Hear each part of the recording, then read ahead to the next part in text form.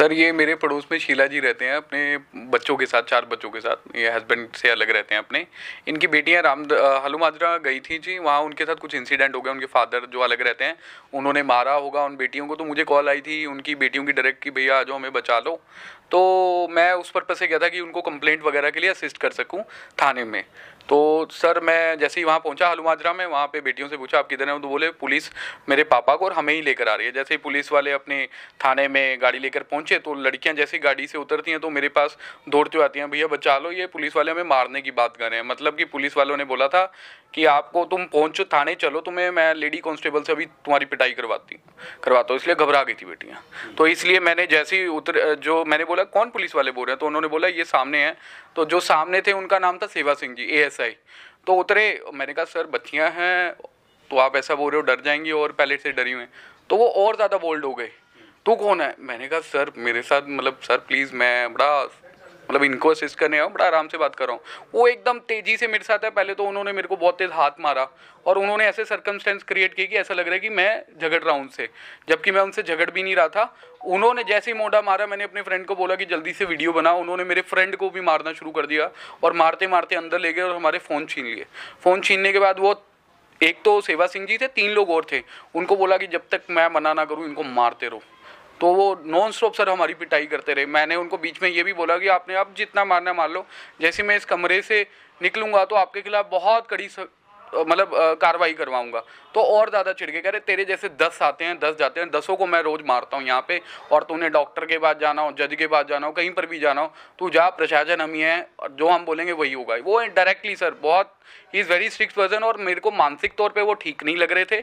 और सबके सब ऐसा लग रहा था कि किसी ने मतलब सूखा नशा किया हो, सबके सब ऐसे थे। तो उनका मेडिकल भी नहीं हुआ है सबका, तो सबने नॉन स्टॉप मारा सर। मेरी पीठ में कुछ मेरा ट्रीटमेंट चल रहा है L4 L5 का, पिछले दिसंबर से चल रहा है सर, 2024 से मेरी डिसलोकेट हो गई थी। तो मैंने उनको मना किया कि मेरी पीठ पे मत मारो प्लीज़, इसका ट्रीटमेंट चल रहा है। बोलते तेरा ट्रीटमेंट तो अब हम करते हैं। उन्होंने वहाँ पर मेरे 5 मुक्के मारे, डंडे से मारा, जो उनको दिखा, अंधाधुन मारा। एक तो होता है कि कोई थोड़ा सा देख कर मारता है, मतलब ऐसा मारने की कोशिश कीजिए पूरी तरह से। फिर जब थोड़ी देर बाद वो रुके, मैं अनकॉन्शियस होकर गिर गया। फिर मैं जब गिरा फिर मारा। मेरे साथ जो लड़का था उसने बताया सर इसकी L4 L5 का काम चल रहा है, इसका ट्रीटमेंट चल रहा है, आप इसको मत छेड़ो। तो वो भी नहीं बोले, कह रहे ऐसे 10 आते हैं। उसने जब मैं लेटा था तो मुझे तब भी मारे, मेरी लातें मारी। पर लेटने से पहले जब मैं बहुत ज़्यादा उनको जवाब दे रहा था कि आप नहीं बचोगे, आप जो कर रहे हो ये गलत काम कर रहे हो, सारा जो आपने की है, मेरा तो कोई कसूर नहीं। और मेरे साथ जो लड़का था गोविंद, उसको भी सिमिलर उतना ही पीटा है, क्योंकि वो वीडियो बना रहा था। तो हमने रिक्वेस्ट करी हमारे फ़ोन दे दो, ये कर दो, कुछ नहीं। वो बस नॉन स्टॉप आंखें बंद करके बिना किसी खौफ के कि क्या होगा क्या नहीं होगा, हमें नॉन स्टॉप मारते रहे। और मेरे कपड़े उतार के मुझे मारा गया, मेरी पैंट उतरवा के मुझे मारा गया। तो अभी आपने कोई कानूनी कार्रवाई की है? आज मैं SSP मैडम को देकर आया हूँ लेटर। मैडम से रिक्वेस्ट करी, मैडम ने मेरे हालात भी देखे हैं, इसी हालात में मैं गया था। मैडम से रिक्वेस्ट करी, मैडम को सारा इंसिडेंट बताया जो मैं आपको बता रहा हूँ। तो मैडम ने ये जो लेटर है मार्क कर दिया है DSP सेक्टर 34 को। तो अब देखते हैं कि क्या चीज़ें होती हैं। परंतु मैं आपको ऑन कैमरा ये बताने जा रहा हूँ जो चीज़ें मैंने देखी हैं। मुझे नहीं लगता कि पुलिस प्रशासन भी उतना स्ट्रिक्ट एक्शन ले पाएगी, क्योंकि जब 4 कांस्टेबल और ऐसा पुलिस में बिल्कुल भी खौफ नहीं है, तो कम से कम मुझे ये लगता है कि सीनियर ऑफिसर्स का ही डर नहीं है जिनको, तो क्या ही एक्शन होगा उनके अगेंस्ट। तो मेरी रिक्वेस्ट है आपके कैमरे के माध्यम से कि इस पर कड़ी से कड़ी कार्रवाई की जाए, क्योंकि we are educated. I am a social activist, professional social activist, working with the Chandigarh administration, state government, national government, central government.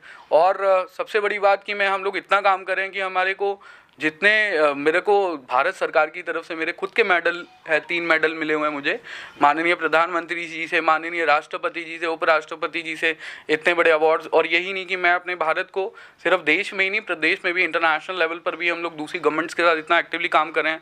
वहाँ अपनी सरकार का, अपनी गवर्नमेंट का इतना नाम किया हमने, उसके बावजूद। और मैं नॉन स्टॉप इतने सालों से पब्लिक के लिए काम कर रहा हूँ, देश के लिए काम कर रहा हूँ। अब ये चीज़ अगर मेरे साथ हो सकती है तो ये खुली पूरा पुलिस की तरफ से क्लियर एक संदेश था, आप कोई भी हो, कुछ भी हो, कैसे भी हो, हमसे ऊपर कुछ नहीं है। और ये सरेआम पुलिस की ड्रेस में गुंडागर्दी है जो ये ओपन चल रही है सर, वो की कोई खौफ नहीं, उनकी आंखों में उस दिन कोई खौफ नहीं दिखा। और जो सबसे इम्पोर्टेंट बात थी, हमें एंड तक पुलिस ने नहीं छोड़ा। मैं बेहोश हो गया था, हमें रेस्क्यू किया गया है और वो भी तब जब बाहर महिला जो शीला जी आई थी, उन्होंने हमारे काउंसलर को कॉल करी, मेरे पेरेंट्स को कॉल करी, तो उन्होंने छुड़वाया, उन्होंने एम्बुलेंस बुलाई है। मैं थाने से एम्बुलेंस से गया हूँ, आपके पास वीडियोस भी होंगी। और मतलब अगर ना आते तो वो हमें और मार रहे हो। जैसी मुझे सूचना मिली कि पुलिस स्टेशन के अंदर जो हल्लो माजरा चौकी है, वहाँ पर रोहित शर्मा को मारा जा रहा है और उसके दोस्त को पीटा जा रहा है।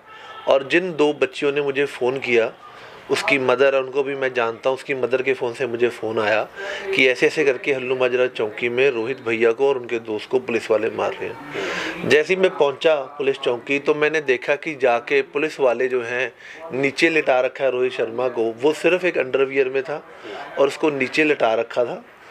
और जिस हिसाब से हमें उससे बात की, उसने मुझे बताया कि हमें पुलिस वालों ने बहुत मारा, डंडों से पीटा है और ऐसी जगहों पे मारा है ताकि निशान ना आए। लेकिन फिर भी कुछ निशान जो हैं वो आगे थे। जब आपने वो फ़ोटो देखी जो वायरल हुई हैं तो पता चला है। और अभी आप जो हम अखबार में पढ़ रहे हैं कि पुलिस वालों की तरफ से एक बयान आया था कि उसके अंदर पुलिस वाला कह रहा है कि मेरी वर्दी इन्होंने फाड़ी। तो मैं 3 घंटे, कम से कम 3 घंटे, जब मुझे सूचना मिली मैं वहाँ पर पहुँचा, मैं 3 घंटे थाने में रहा हूँ, उस चौकी में रहा हूँ। मेरे साथ नरेश पंचाल नॉमिनेटेड काउंसलर और हल्लो माजरा से जो पार्षद है गुरचरण काला जी, और तीसरा मैं, मेरा एक दोस्त मेरे साथ, हम 4 लोग थे। हम चारों लोग वहाँ पे रहे हैं। उनकी वर्दी पर एक निशान तक नहीं था। फटने की तो बहुत दूर की बात है, उनकी वर्दी बिल्कुल ठीक थी।